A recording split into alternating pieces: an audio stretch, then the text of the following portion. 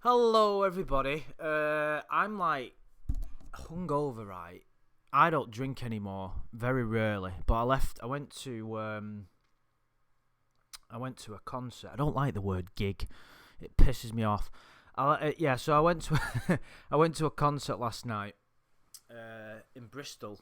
Not the fuck that's got to do with anything, but so I had a drink. I don't often drink. I think the last time I had a drink before last night was when I was in Cyprus, like months ago, a couple of months ago. I don't. It doesn't like. I was gonna do a video actually at some point in the future. I probably should have done it today, but I was gonna do one about like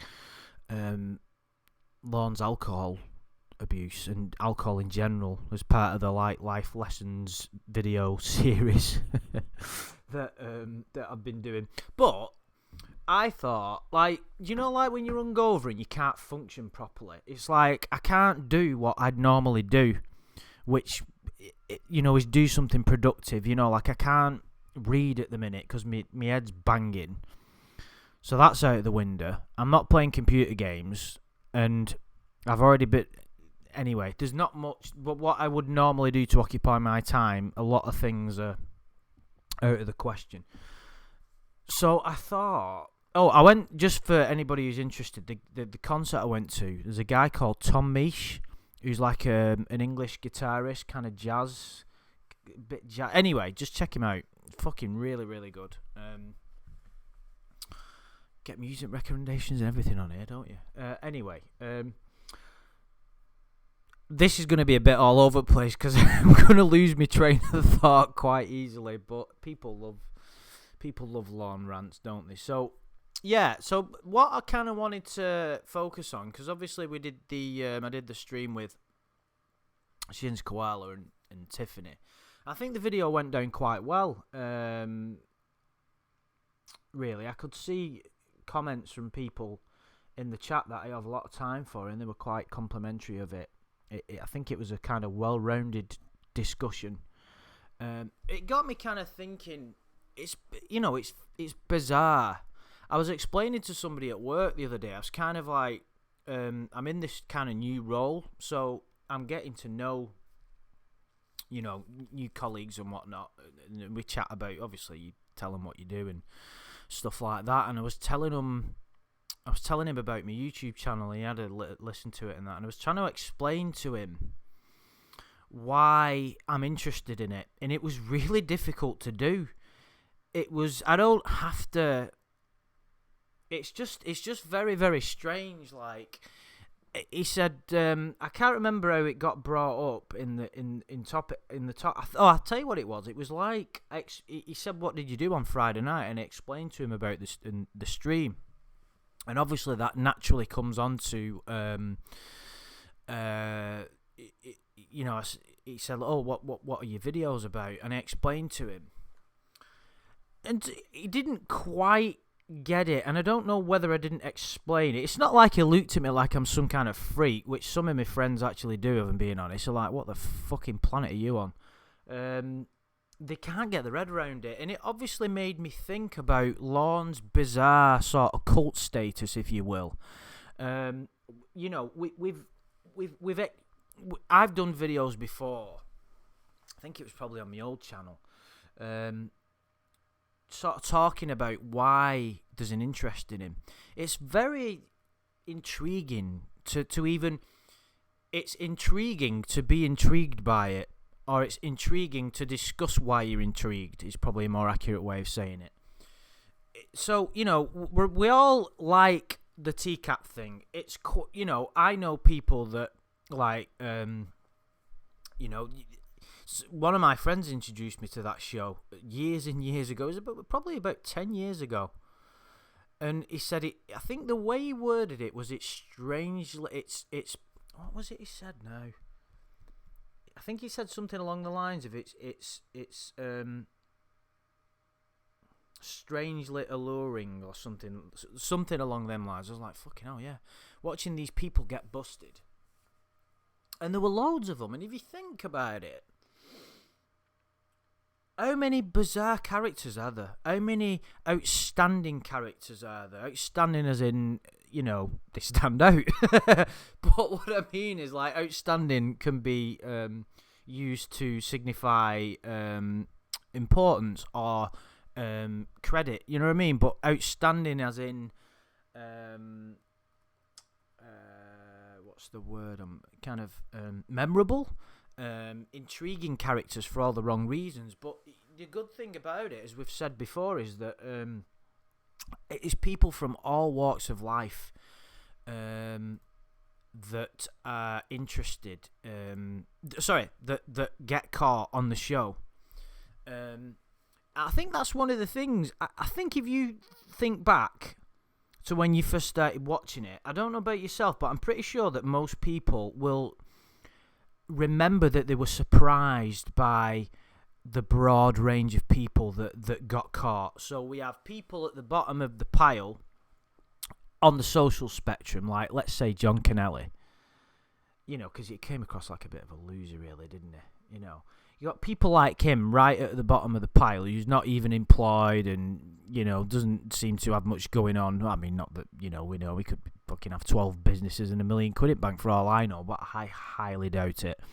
And then you have, like, a cancer research doctor. And that's why the show was so important.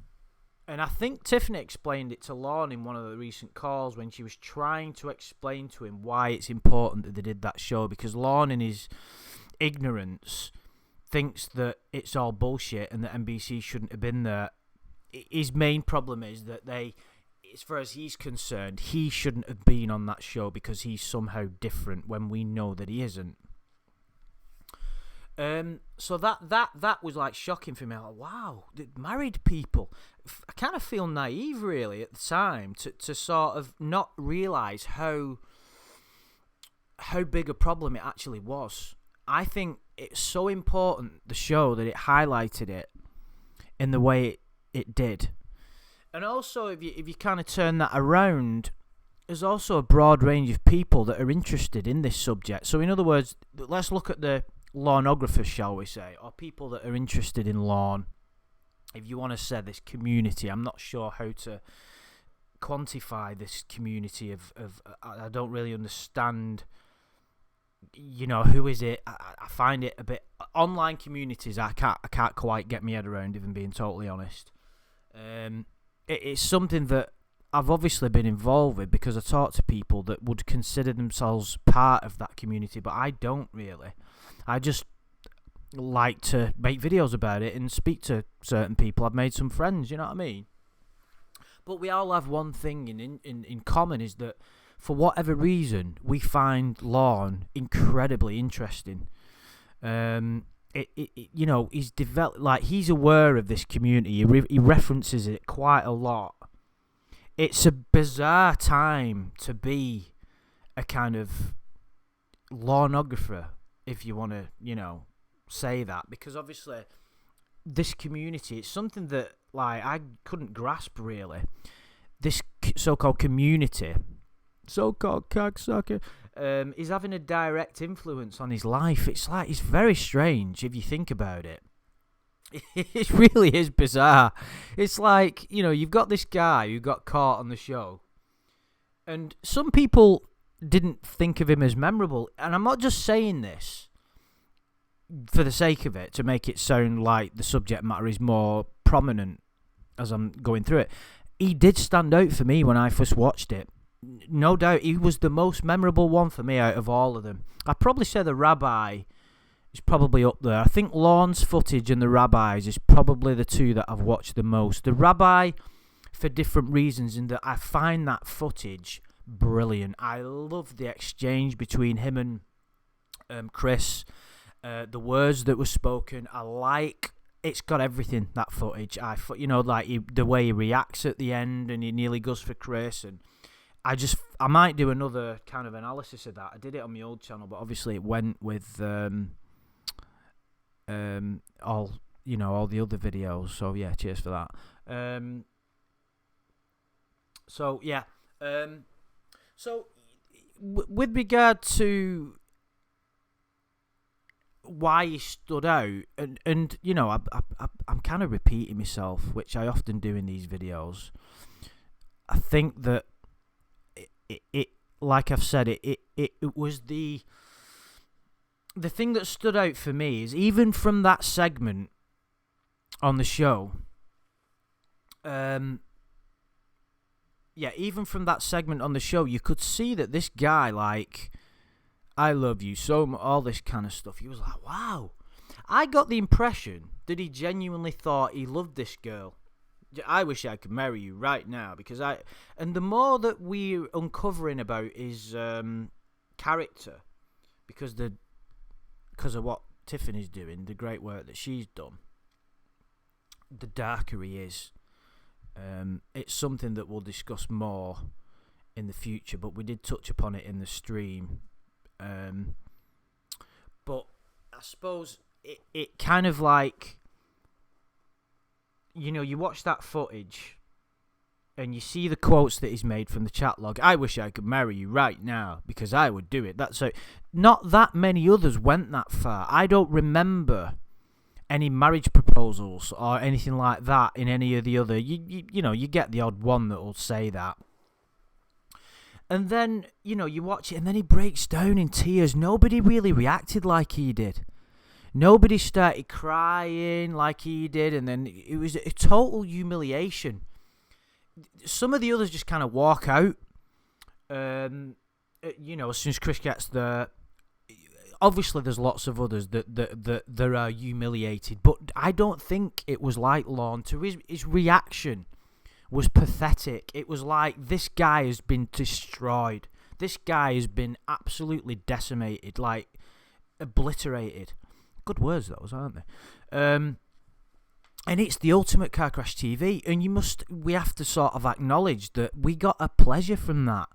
For many reasons. Unfortunately, as humans, we get a thrill out of watching. Our egotistical nature will get a thrill out of somebody else's demise in some circumstances, because if your ego's running your life, there will be a part of you that will enjoy watching other people suffer, because it makes you feel better about yourself. Because you think, well, fucking hell, yeah, at least I'm not like him, you know. There is a part of, there was certainly a part of that, even now, you know, as I try to become actualized. That's my new term for all this philosophical nonsense that I'm engaged in. It's not nonsense, but I don't like to bang on about it. I don't like the word spiritual, because it conjures up, like, too many, it's got too much baggage in that name, because it's like, people, it's so funny, like my mate, a couple of my mates came round the other night and we were just having a bit of banter and taking the piss out of each other, and he went, "You're supposed to be so spiritual, aren't you?" I said, "No." He says, "Well, you read all them books." I'm like, and you meditated and you went to that retreat and you did this, and yeah, but he couldn't get his head round it. I said, I've never said I'm spiritual. I've never said I'm more spiritual than you or less spiritual. You know, it's just a path that I'm on. I read those books because I get something out of it. But if you ever meet anybody, ever, and they're on this path of like meditating and all that and reading spiritual books or whatever, and they say I'm spiritual, or I'm more spiritual than you, or I'm more enlightened than somebody else, then they are completely lost. They've completely missed the whole point of what it's about. And there's even people that make a YouTube career about shit like that. We all know that there's people out there that are making YouTube videos and making a good living out of it and are completely fucking clueless and talentless. But that's the way of the world, you know. There's people in, you know, not to have a go at those people. That's the path that they're on. But, you know, I think it's not being judgmental to say there's some shite content on YouTube. Some would consider this shit. And to some degree it is. I'm just rattling on, aren't I, about a fucking sex offender. But, you know, some people get something out of it, which is cool. And I enjoy getting rid of my hangovers and rattling on about it. Bloody hell. Getting back to like the sort of circumstances in which he got caught, he kind of, to see him break down like that and get decimated, and then the next stage for me was reading the chat log. I can't remember. I think it was on the old Church of Cod website, which was taken down. I think Nathaniel Trevor did that. I don't know the ins and outs of it, whether it was someone else that's got the credit. If it is, I apologise. And I downloaded the chat log. And I was actually sat in the airport on my way to Egypt, right? I was in the departure lounge, and I downloaded it onto my phone. I was like, wow. And I was sat there with a beer, reading it, like, properly for the first time. I was like, this is brilliant. Like, look at this. And it was just, what a fascinating thing to read. And even now, think about this logically, right? That chat log was written, 11 years ago?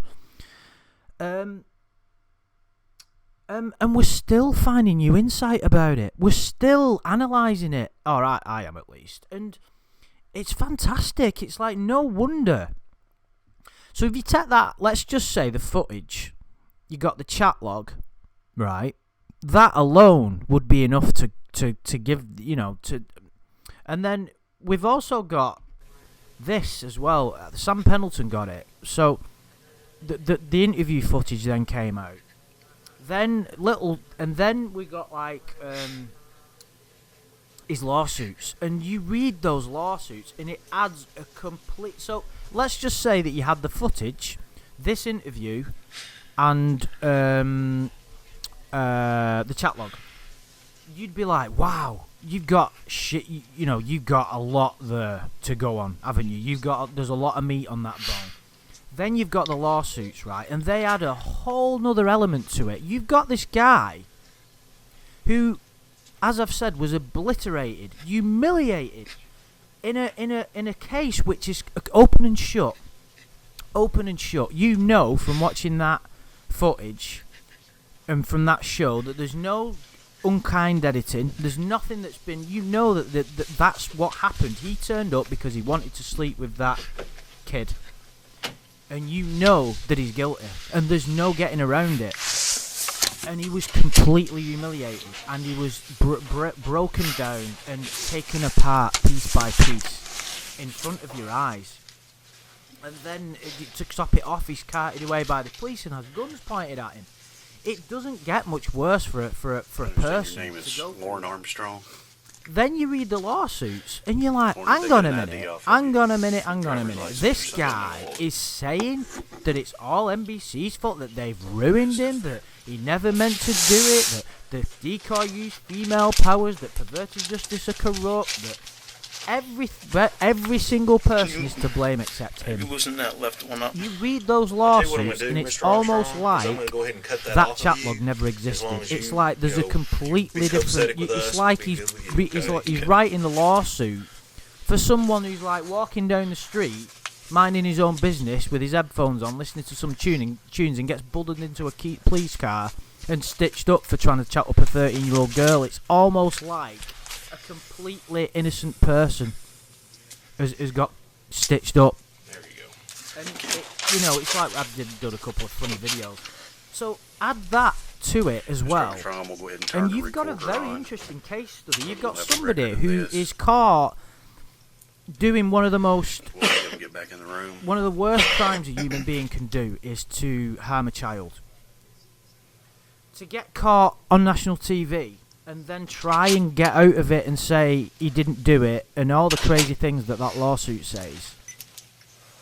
All right, Mr. Armstrong, I've turned the recorder remarkable. on so that we'll have a record of our conversation you've got that here. as a kind of people like, if you think about, I think Netflix, I think I read something that said Netflix, Lorne their Armstrong. most popular shows, most L-O-R-E-N. watched sort of genre is true crime, I believe. I might be wrong about that, but there's something, it's one of the most popular genres, like Making a Murderer, I believe, which when I watched Making a Murderer for the first time, I watched it like Christmas Eve 2015, I think it was. How tall are you? Christmas, I was like, I've never been so glued to the TV. Your weight? It was one of the most enjoyable TV experiences I've ever had. Like, something that's real is always more interesting for me. I don't watch stuff like that anymore. Sorry, like drama, and I'm always watching documentaries and reading factual stuff. What's your home address? To see it like that was remarkable. Excuse me. So yeah, to see you kind of you've got this this is a real person that did this and wrote all these crazy things. It's like a film, but it's real.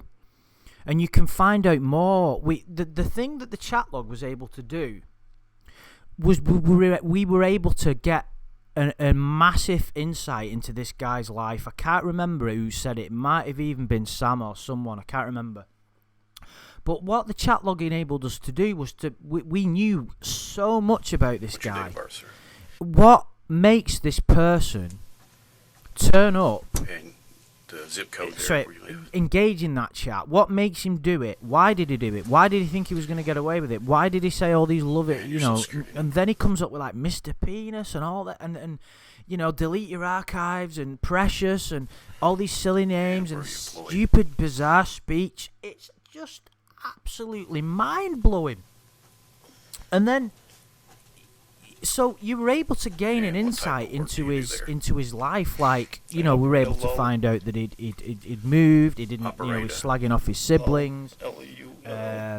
He didn't have a job, so we were able to figure out like what his kind of working situation was, and that he was struggling to get a job. That he didn't have any money. That he didn't have a bed. That he liked mac and cheese. That he was like quite a fickle character. It's like, what's not to find interesting about it? Like, we were able to gauge so much from that chat log about him and about his dog and about like even, I remember when Bass Sherman used to do the videos like where Lorne was like sleeping on the floor. What were you grabbing? Do you know what I mean? It's just you couldn't write this. You couldn't write it. It's like the most amazing movie that had ever been written, but yet it's real. And what color is it? Because you've got a bit of everything, haven't you? And I've not even touched upon the humour that it brings out. Like, you can giggle from watching the footage from the way he gets caught. But you can, like, the things that the chat log contained were just remarkable.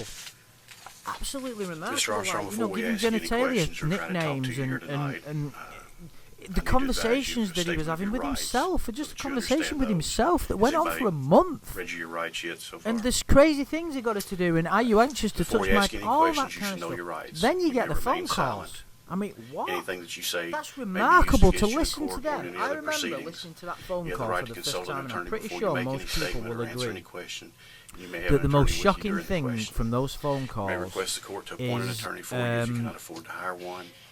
You may stop is the fact that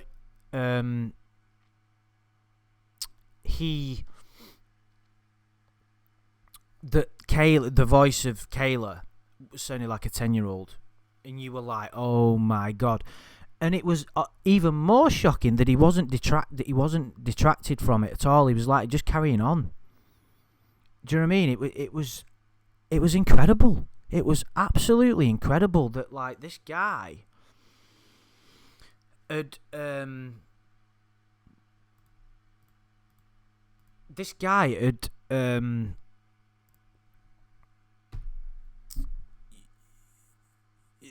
heard this voice that was a child, not somebody who sounded like they were now like becoming an adult, a child, a baby.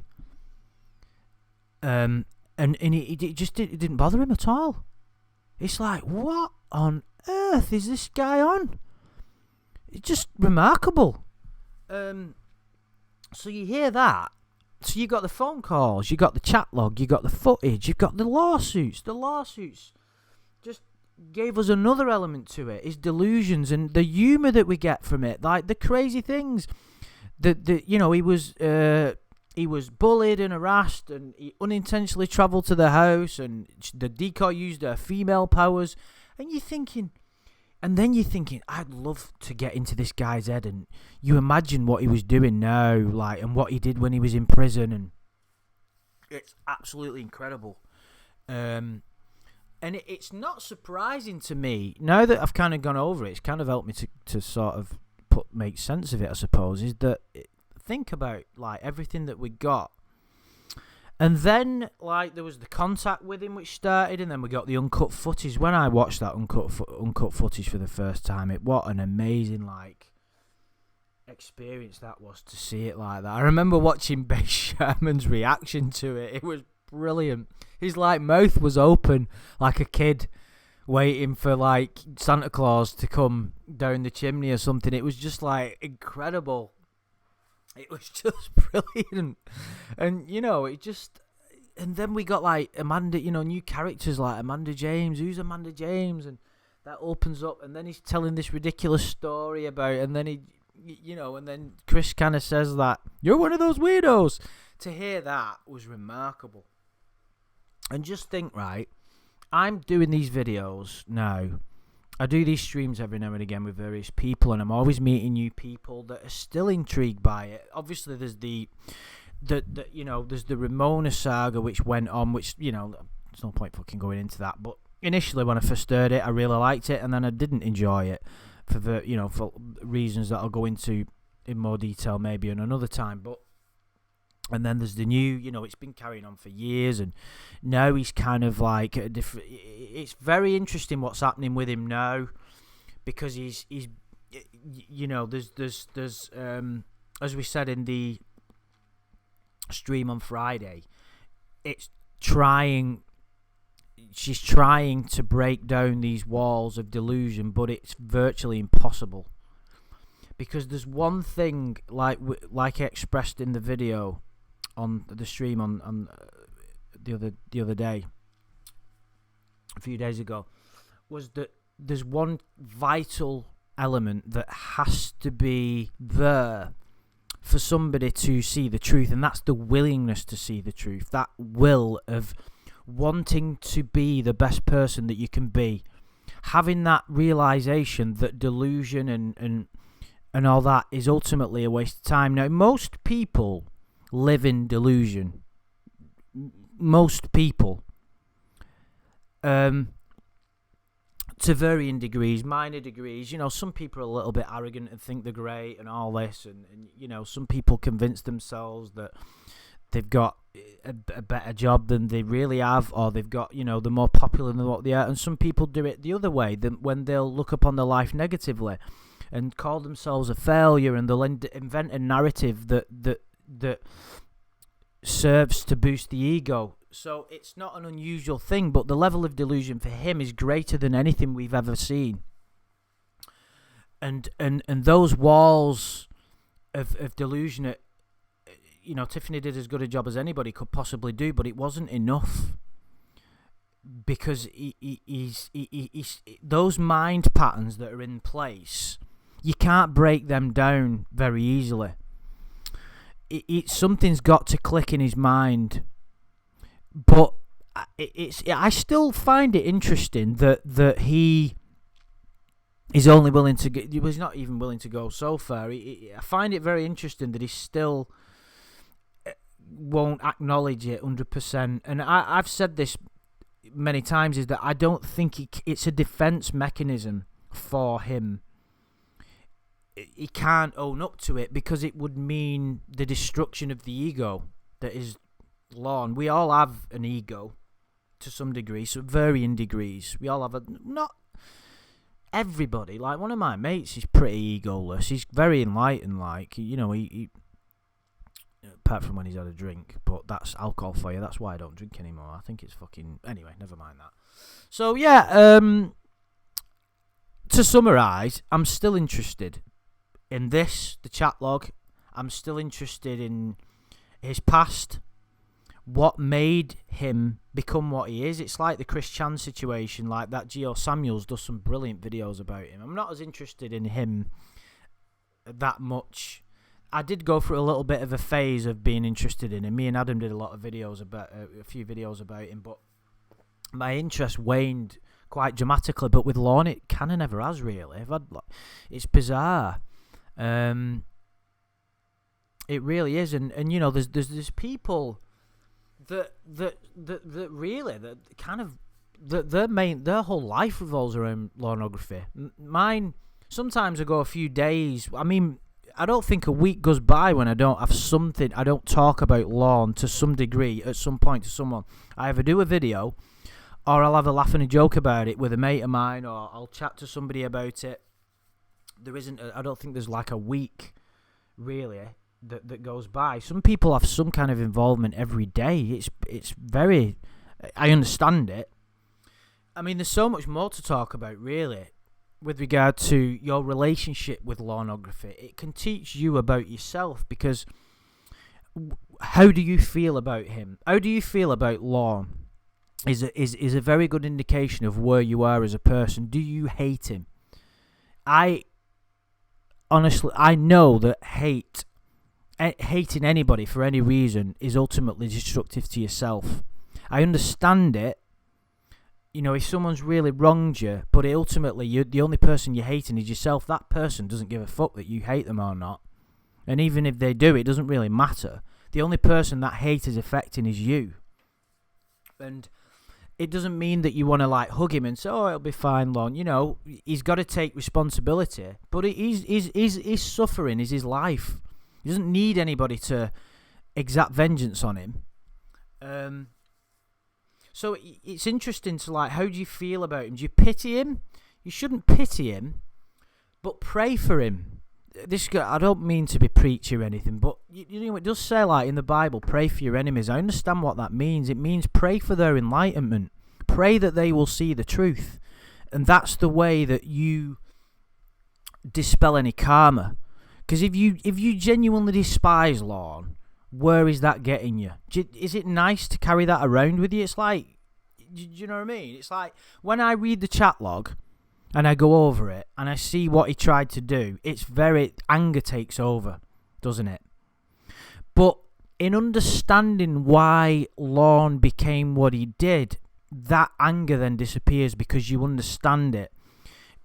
Less blame can be attributed to him, and I don't mean that he shouldn't have responsibility for it, but in my studying of text, ancient text, and doing, you know, meditation and all that, you start to realise that we don't have as much free will as what we think we do. All of our actions and thoughts are all automatic and controlled by conditioning, by your past, by what you were told. Like, I can't remember, what book was it now? The seven I can't fucking remember. But this book, it was like 7 spiritual laws. I can't fucking remember, but I suppose it's not important. But one of the things it said was, like, if certain words are spoken to you when you're young at a certain point, let's say your dad calls you stupid when you're 6-year-old and shouts at you and calls you thick, that can ruin the rest of your life. That someone said that to you. And that could set you on a path of darkness. Now, that doesn't... what I'm trying to say is, many people have been abused when they were kids and have turned out bad because of that. Does that mean that we condemn them? It's an interesting question to ask yourself. Like, think about when you've done something bad. I think about it all the time, like bad things that I've done and ignorant behaviour and judging people. I don't blame myself for that because I didn't know any better at the time. I didn't know how to behave any other way. It's the same. So I try to look at that with Lorne. So he doesn't know how to behave any other way at the minute. He doesn't know. You could look at it from one perspective, he does know better and he's choosing to be like he is. But from another perspective, if he did know better and he knew how to live a better life and to be happier, he'd do it, but he doesn't. He's like a lost, tortured soul. And unfortunately, human beings in their survival strategies will inevitably seek out prey, which is why he was a predator.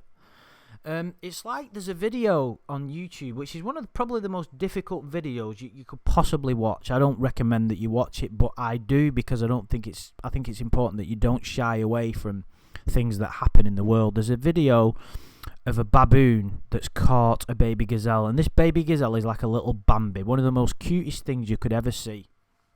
I think I was chatting with someone in a stream once who said they'd seen it as well. Like I said, if you're a bit squeamish, don't bother. But I watch these things because it's nature. This baboon ate this, I'm not going into detail, but like ate this baby gazelle in very horrific in a it ate it alive, and the suffering of the animal must have been remarkable. And I was reading the comments on the video, and there were people going like, "I'd shoot that baboon, the horrible this, that, and the other." Some people were obviously a bit more wise, and they were like, "Well, that's nature, what can you do? It's not nice to watch, but that's the way of the universe." And some people were like angry at the baboon, which is understandable, but not very wise. That baboon had no awareness whatsoever that it was creating suffering for that animal. It was eating it. It was surviving.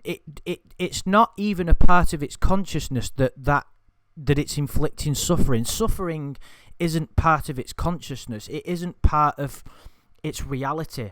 The suffering, when they're all in a pack, like a tribe, a pack situation, then they have a social structure, and they are aware that there may be people in the group that need looking after. That's a natural instinct that they all are engaged in, because they're quite intelligent. But it isn't. It doesn't have a conscience. It's not. There's not a judging entity there that's thinking, morals are like a specific human trait. But with Lorne, when he did what he did, it didn't enter his consciousness about suffering. It's different. It's different than the baboon, because he's got a decision to make. But from that perspective, he's more similar to that primate than he is to us. He's not very highly evolved. He's what I'd like to consider a low consciousness person. I'm not making excuses for him, because he has to do better. You can't live your life and not consider other people. What's the journey that he's on? Why is he on this path? He didn't stop to think that. It's like Tiffany put it well in the stream. Lorne didn't believe that he was hurting Kayla, but he was too stupid to realise the implications of what he was doing. And does that make you a bad person? I would suggest that it does. But kind of discovering what is evil, trying to figure out what is truly evil is a very interesting subject. Like, nobody who is evil believes that they are like that. And Lorne's another example. He thinks all the other predators are bad and scumbags, but he doesn't see himself that way when he's no different. Bloody hell. Right, how are we doing for time now? Right, well, I've ranted on for longer than I usually do. I